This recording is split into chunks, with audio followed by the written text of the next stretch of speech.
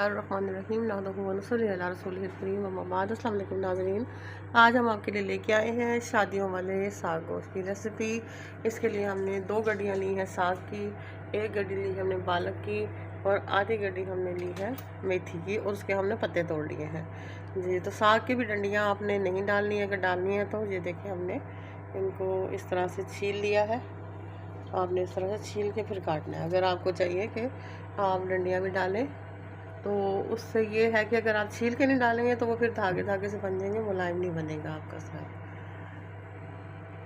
ये तो नाज़रीन 1 किलो हमने गोश्त लिया है, 3 अदद टमाटर हैं और 6 अदद हमारे पास हरी मिर्चें हैं, 2 टेबल स्पून हमारे पास लहसुन अदरक का पेस्ट है।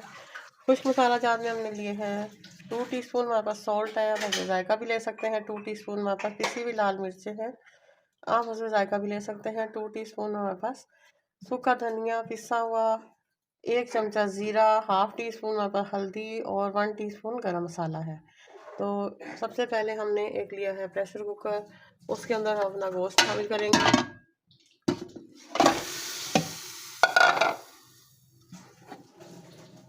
1 लीटर पानी शामिल करेंगे,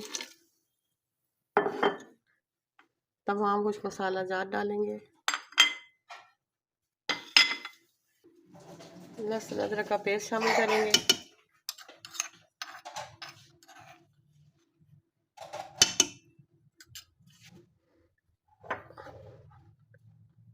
हाफ कप ऑयल शामिल करेंगे, हाफ कप हम बाद में शामिल करेंगे जी। तो इसको अच्छे से चला लेंगे अब हम, और इसमें टमाटर हाफ करके डालेंगे हम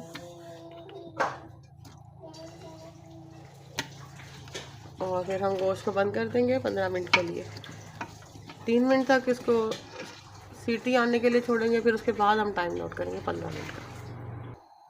जैसे नाज़रीन इसको हमने प्रेशर लगा दिया और 15 मिनट तक के लिए हमने इसको प्रेशर लगाया है। 15 मिनट में इंशाल्लाह हमारा गोश्त गल जाएगा। अगर आपका गोश्त ना गले तो आप उसको ज़्यादा टाइम भी लगा सकते हैं। जैसे नाज़रीन एक देगचा लिया है, अब हम इसमें तकरीबन आधा गिलास पानी डालेंगे और इसमें साग डाल के इसको बॉयल होने के लिए रख देंगे। और नाज़रीन अब हमने साग इसमें डाल दिया है, पालक और मेथी भी और हरी मिर्चें भी इसमें शामिल कर देंगे और इसको बॉयल होने के लिए रख देंगे। तो नाज़रीन अब हम इसके ऊपर ढकना ढक देंगे। अभी आप देख सकते हैं कि हमारा साग कितना भरा हुआ है, लेकिन 10 मिनट में ये बिल्कुल हाफ रह जाएगा।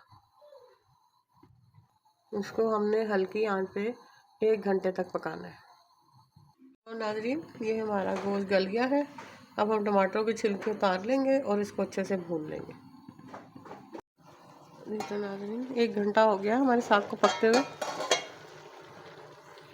तो नाज़रीन आप देख सकते हैं पहले ये देगचा भरा हुआ था, अब ये हाफ से भी कम रह गया है जी। तो अब हम इसमें डालेंगे 3 टेबलस्पून हमने मकई का आटा लिया है, इसको हम घोलेंगे पानी में और 1 चमचा हम नमक लेंगे, ये मिक्स करके और आधी कटोरी पानी में इसको घोल के तो फिर हम वो साग में शामिल करेंगे। क्योंकि साग हमारा बहुत कसैला होता है, इस तरह करने से एक तो साग हमारा कसैलापन कम हो जाता है, दूसरे नरम मुलायम बनता है। इतना नाज़रीन हमने आटे को घोल लिया अच्छे से, अब हम इसको साग में शामिल करेंगे और उसको मज़ीद 10 मिनट तक पकाएंगे।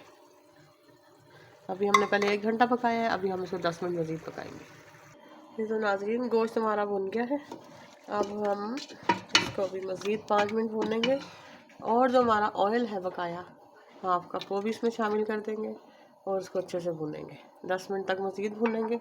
उधर हमारा साग जो है वो भी पक रहा है, फिर हम साग को ब्लेंडर में डाल के अच्छे से ग्राइंड कर लेंगे और फिर इसमें शामिल कर देंगे। नाज़रीन पहले हम आपके लिए लेके आए थे शलजम पालक गोश्त की रेसिपी, वो भी आपने बहुत पसंद की। लेकिन आप जहाँ से भी मेरे वीडियो देख रहे हो प्लीज़ कमेंट करके बताएं कि आप किस मुल्क से मेरी वीडियो देख रहे हैं और पसंद कर रहे हैं। आप लोगों की पसंदीदा का बेहद शुक्रिया।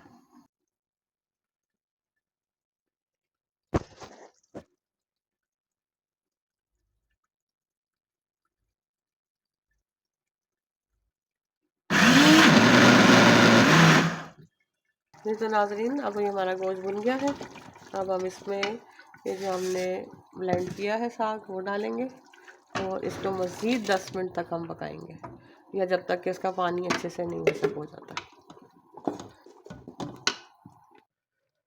जी तो नाज़रीन, हमारा ये साग तैयार हो गया है। अब हम इसको डिश आउट करके दिखाते हैं आपको। और नाज़रीन, हमारा ये साग गोश्त तैयार है, शादियों वाले साग गोश्त की रेसिपी। उम्मीद आपको पसंद आएगी। मेरी वीडियो को लाइक करें, सब्सक्राइब करें, अपने दोस्तों को शेयर करें। दुआ में याद रखिएगा। अल्लाह हाफ़िज़।